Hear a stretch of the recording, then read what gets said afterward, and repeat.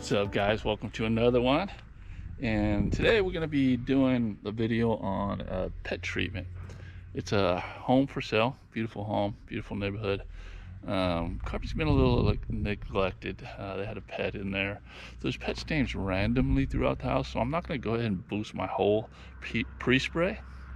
It's going to be, see, pets a pee, thinking pee from the pets or something. I don't know, but so I'm gonna go ahead and use Sager Side for the overall deodorizer in my pre-spray, and then I'm also going to be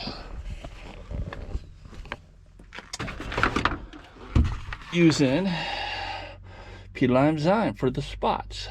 Okay, so it's not enough stains that I need to go ahead and just what I do is the Green Rhino cocktail. It's kind of a peroxide based pet treatment. But I'm gonna go ahead and treat the stains with this. Go ahead and boost. This also has a deodorizer, but I love the smell of this. I'm gonna do an overall deodorizer. It's a total of five rooms. One's a living room, so it's a little bigger. And the bill's for $350. Now, I'm only charging them for 3 enzymes because they're not, every room is not totally excessive, like I said. So, I'm being fair. Being fair is really important. Now, if I go in there and just almost do a bait and switch kind of thing with these people, even though, I don't always tell them the price over the phone, but I'm not going to sit here and have them pull out their thousands of dollars, right?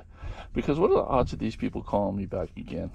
Now, if the carpet is so saturated that they're in the pad and it's just everywhere, I'm not going to take out a water claw and start clawing and charge them thousands of dollars. They can go ahead and just replace the carpets. That's not my business model. My business model is more of a repeat customer and being fair, and I can sleep at night. So I'm making great money doing what I'm doing. About $300 an hour carpet cleaning, and on general. So why would I want to push the issue like that, right? It's that bait and switch model I just do not like. And if you're living in a bigger city, you probably get away with that. But when you're living in smaller communities, reputation really means a lot. So think about that, guys. Building your reputation, getting them repeat customers, makes it so you don't have to advertise one day. So or you can cut back in your advertising a lot. Now, if you're a bait and switch type of model, then you're gonna have to keep advertising, and as soon as you press stop on that, phone stops ringing.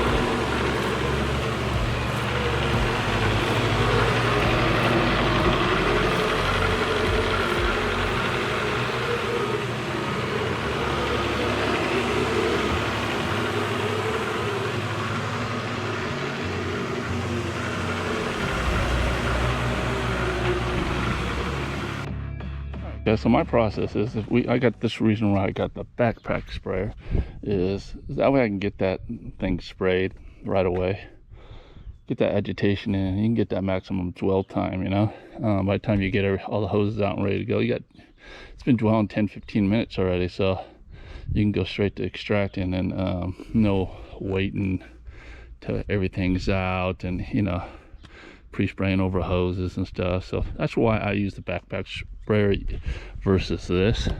This is in here I use sometimes, commercial jobs and stuff like that. But I had a question saying, how come I vacuum sometimes and don't other times? The carpet's always vacuumed. A lot of times I just don't record it.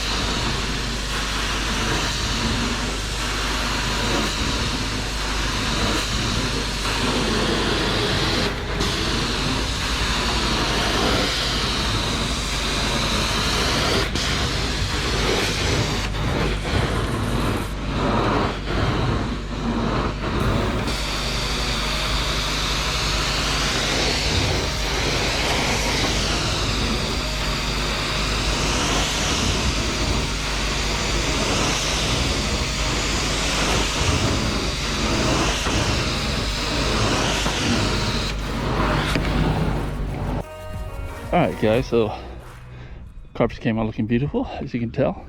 Moral of the story, if there's an area that's heavily saturated, it's really great for that submersion.